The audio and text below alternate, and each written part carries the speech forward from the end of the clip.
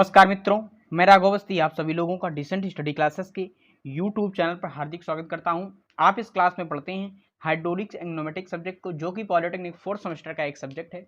जैसा कि आप लोगों को पता है कि आप लोगों की जो इस बार एग्जाम होने हैं वो ऑनलाइन होंगे और उसमें जो पेपर का पैटर्न होगा वो ऑफलाइन होगा। फोर्थ सेमेस्टर वाले अभी ये बिल्कुल ना सोचें कि वो लोग प्रमोट हो जाएंगे, क्योंकि प्रमोट होना नहीं है, ये कंफर्म हो चुका है। आप लोगों के जो पेपर होंगे वो 25 तारीख के बाद तुरंत हो जाएंगे, 25 और 30 के बीच में हो जाएंगे। तो आप लोग पढ़ाई स्टार्ट कर दीजिए, पढ़ना तेज कर दीजिए और मेरे साथ देखते रहिए ये ऑब्जेक्टिव क्वेश्चंस की सीरीज। तो मैंने आप लोगों को पहला चैप्टर दूसरा चैप्टर पूरा कवर कर दिया है और तीसरे चैप्टर का भी एक वीडियो अपलोड कर दिया है, जिसमें लगभग हमने 20 क्वेश्चन करवाए हुए हैं, 20 से 25 क्वेश्चन करवाए हुए हैं। देख लीजिएगा आप लोग, अगर नहीं देखा है आप लोगों ने प्लेलिस्ट पर जाकर सारी वीडियोस आप लोगों को आसानी से मिल जाएंगे। तो ये हाइड्रोलिक्स एंड न्यूमेटिक्स के थर्ड चैप्टर का दूसरा वीडियो, इसमें आप लोगों का आज ये चैप्टर फिनिश हो जाएगा और आप लोगों का जो सिलेबस है वो 10 तारीख तक मैं गारंटी शुदा खत्म ही करवा दूंगा, ये मेरी गारंटी है। और आप लोगों के अभी तक सिर्फ 2 सब्जेक्ट स्टार्ट हैं, आरएसी और हाइड्रोलिक्स एंड न्यूमेटिक्स। आज से आप लोगों का एक सब्जेक्ट और कैड एंड कैम का स्टार्ट हो जाएगा, उसका भी वीडियो आप लोगों को एक मिलेगा, वो भी मैं 10 तारीख के पहले ख़त्म करवा दूंगा। और 1-2 दिन में जो भी और सब्जेक्ट स्टार्ट होंगे वो आप लोगों को अच्छे से पता चल जाएंगे और वो भी 10 तारीख तक सारे फिनिश हो जाएंगे। तो टाइम को बचाते हुए शुरू करते हैं आज का वीडियो। आज के वीडियो का हमारा जो पहला क्वेश्चन है वो देखिए क्या कह रहा है।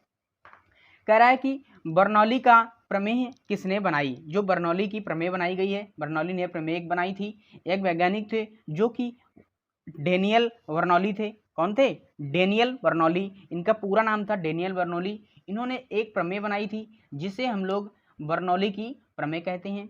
इन्होंने प्रमेय में जो बताया था वो बताया था कि किसी आदर्श एवं असंपीड्य द्रव के अपरिवर्ती प्रवाह में किसी सतत धारा के प्रत्येक परिच्छेद में द्रव की किसी निश्चित मात्रा के लिए द्रव के सभी बिंदुओं की संपूर्ण ऊर्जा या संपूर्ण शीर्ष का मान समान रहता है, जबकि घर्षण अन्य कारणों से किसी भी प्रकार की ऊर्जा हानि ना हो रही हो। क्या इन्होंने बोला था कि अगर घर्षण वगैरह के कारण कोई हानि नहीं हो रही है तो जो संपूर्ण ऊर्जा है वो कांस्टेंट रहती है, स्थिर रहती है, जब कोई द्रव इसमें असंपीड्य द्रव होता है और अपरिवर्ती प्रवाह के साथ में प्रवाहित हो रहा होता है। इनकी जो 2 रिस्ट्रिक्शंस है इनकी प्रमेय की, वो है जो आदर्श द्रव होना चाहिए पहली बात, तो दूसरी बात ये असंपीड्य होनी चाहिए, असंपीड्य द्रव होना चाहिए, और तीसरी बात ये अपरिवर्तित प्रवाह के साथ में हो, परिवर्तित नहीं हो। ठीक है, तो ये प्रमेय जो बनाई थी वो डेनियल बर्नौली ने बनाई थी, ये आप लोग याद कर लीजिए। अब हम लोग देखते हैं अपना अगला क्वेश्चन।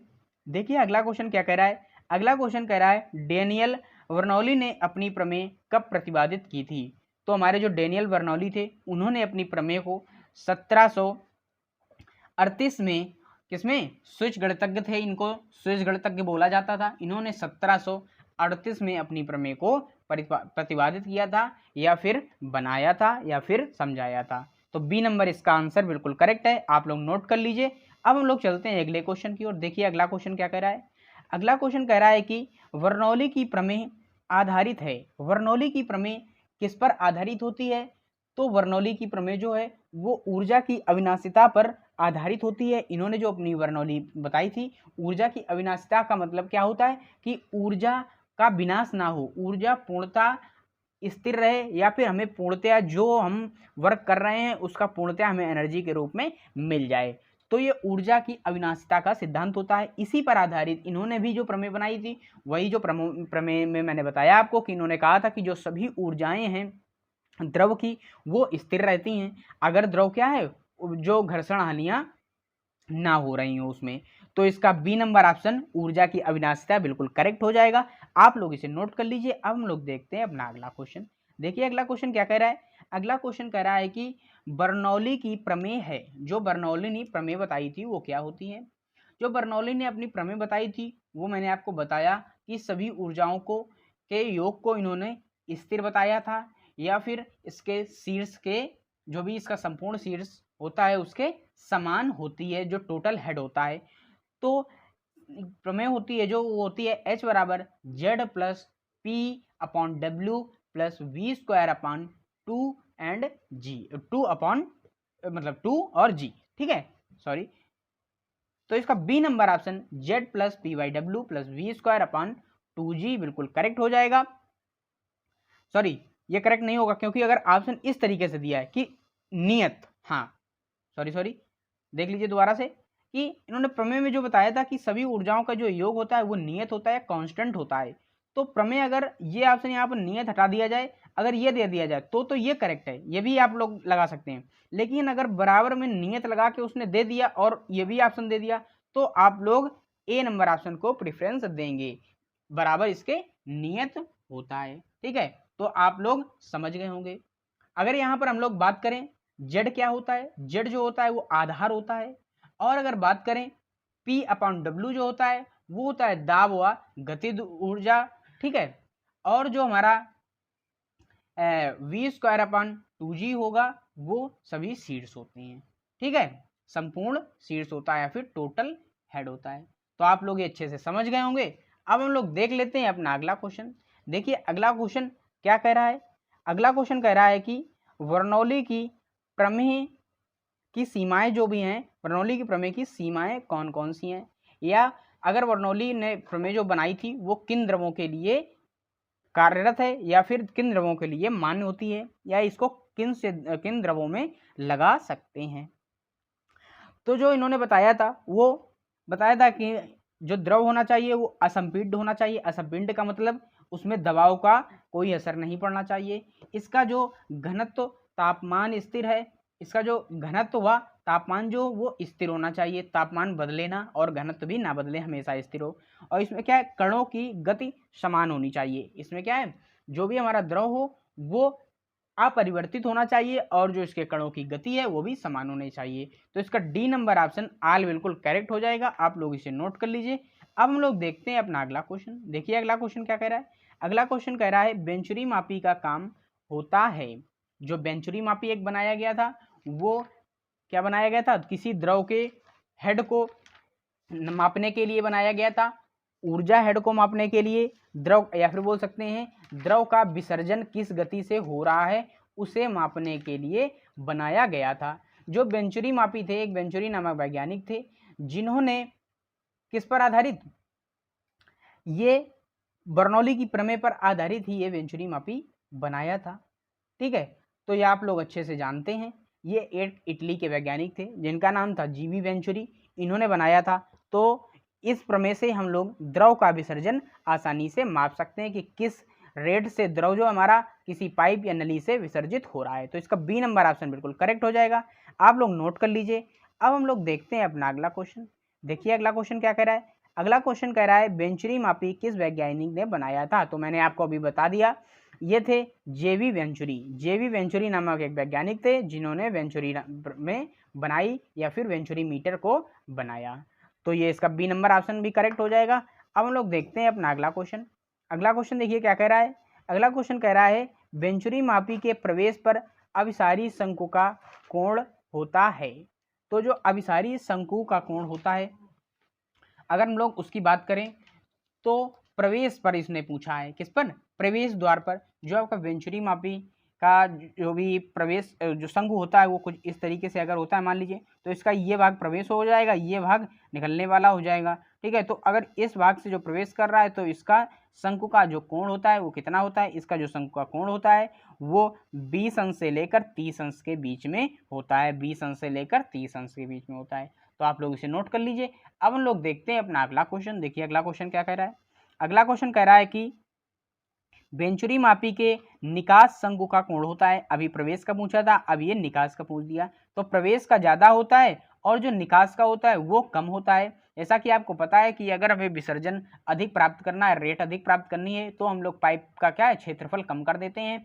जैसा कि आप लोगों ने मोटर में देखा होगा, अगर घर में चलाते हैं, अगर हमें दूर तक उसका प्रवाह ले जाना है या पानी को दूर तक ले जाना है तो हम लोग उसके आगे वाले भाग को थोड़ा सा दबा देते हैं। उसका मतलब क्या कर देते हैं, उसका क्षेत्रफल हम लोग कम कर देते हैं।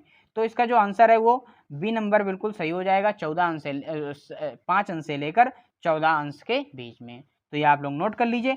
अब हम लोग देखते हैं अपना अगला क्वेश्चन। देखिए अगला क्वेश्चन क्या कह रहा है। अगला क्वेश्चन कह रहा है कि खुली नली में बह रहे द्रव का गतिज शीर्ष मापने के लिए प्रयोग किया जाता है। अगर कोई खुली नली है उसमें अगर हमें उसका क्या गतिज शीर्ष मापना है तो हम लोग पिटॉट ट्यूब का यूज करते हैं। पिटॉट नली का यूज करते हैं। पिटॉट नली क्या होती है? ये एल आकार की एक बहुत पतली नली होती है जिसमें हम लोग द्रव को प्रवाहित करते हैं, जिससे हम लोग उसके गतिज शीर्ष को ज्ञात कर लेते हैं। तो आप लोग समझ गए होंगे। अब हम लोग देख लेते हैं अगला क्वेश्चन क्या कह रहा है। देखिए अगला क्वेश्चन भी पिटॉट नली पर आधारित है। पिटॉट नली कितने कोण पर झुकी होती है? तो हमारी जो पिटॉट नली होती है वो बिल्कुल एल आकार की होती है, और अगर हम लोग इस तरीके से एल बनाएं तो ये जो कोण होगा वो 90 डिग्री का आपको प्राप्त होगा। तो इसका सी नंबर ऑप्शन 90 डिग्री बिल्कुल करेक्ट हो जाएगा। आप लोग नोट कर लीजिए। अब हम लोग देख लेते हैं अपना अगला क्वेश्चन। देखिए अगला क्वेश्चन क्या कह रहा है। अगला क्वेश्चन कह रहा है कि द्रव की गति का मान होता है। तो जो पिटॉट ट्यूब के लिए द्रव की गति का मान बताया कि किस गति से अगर द्रव क्या है पिटॉट नली में प्रवाहित हो रहा है तो वो किस गति से हो रहा है, या फिर किसी भी पाइप में प्रवाहित हो रहा है, तो अगर उसकी हमें गति निकालनी है तो कौन सा सूत्र लगाएंगे। उनका जो सूत्र होता है वो होता है v बराबर c/√2gh। यहाँ पर जो c होता है वो कोफिशिएंट ऑफ वेलोसिटी होता है, h जो होता है द्रव की ऊंचाई होती है, और g जो होती है वो ग्रेविटी होती है। जो हमारा c का मान होता है वो 1 से कम होता है, इसका जो एकांक मान होता है वो 1 से कम होता है। ठीक है, तो आप लोग इसे नोट कर लीजिए। अब हम लोग देखते हैं अपना अगला क्वेश्चन।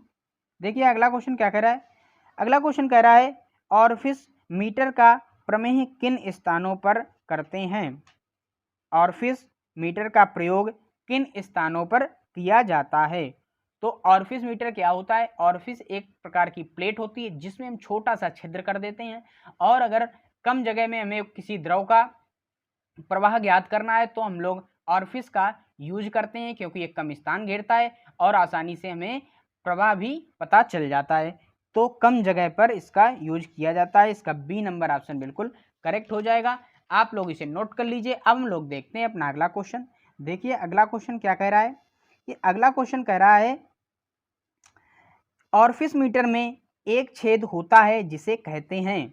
जो मैंने आपको बताया कि ऑरिफिस मीटर क्या होता है, कुछ एक इस तरीके से भाग होता है, इसमें एक छोटा सा छिद्र कर दिया जाता है जिससे हम लोग द्रव को प्रवाहित करते हैं या फिर पास कराते हैं। तो उसका जो ये भाग होता है इसे हम लोग ऑरिफिस कहते हैं। उसे हम लोग होल नॉर्मली नहीं कहेंगे, होल तो होता ही है, गोला की तरह होल होता ही है, लेकिन क्या है उसे हम लोग बोलते हैं ऑरिफिस।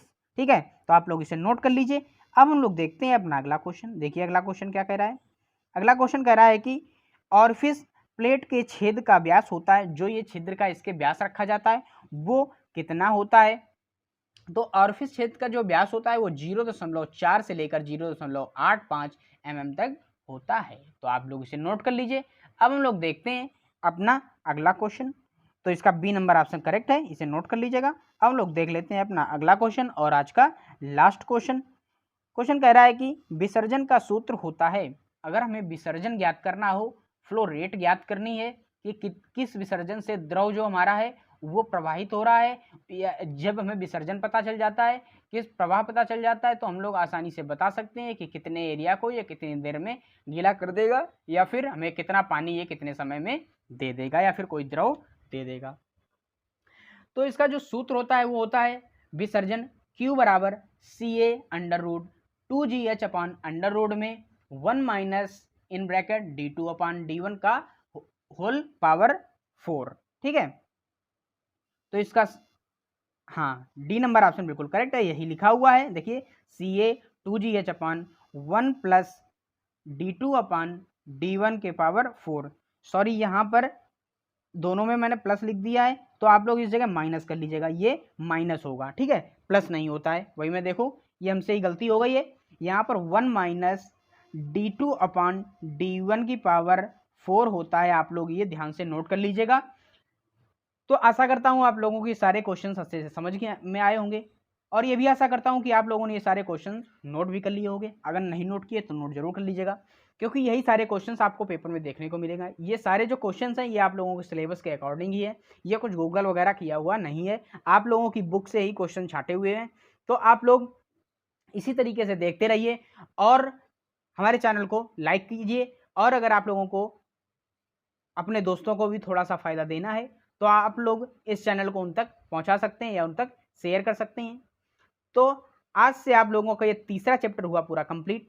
अगले वीडियो में मैं चौथा चैप्टर कंप्लीट करवा दूंगा, और बहुत ही जल्द आप लोगों का सिलेबस खत्म हो जाएगा। ये हाइड्रोलिक्स का तो मैं जहाँ तक आपको बता दूं कि ये 5 या 7 तारीख तक तो ख़त्म ही हो जाएगा, 10 तक नहीं, ये 5 ही 7 तक 6 तक ख़त्म हो जाएगा, ये मैं आपसे वादा करता हूँ।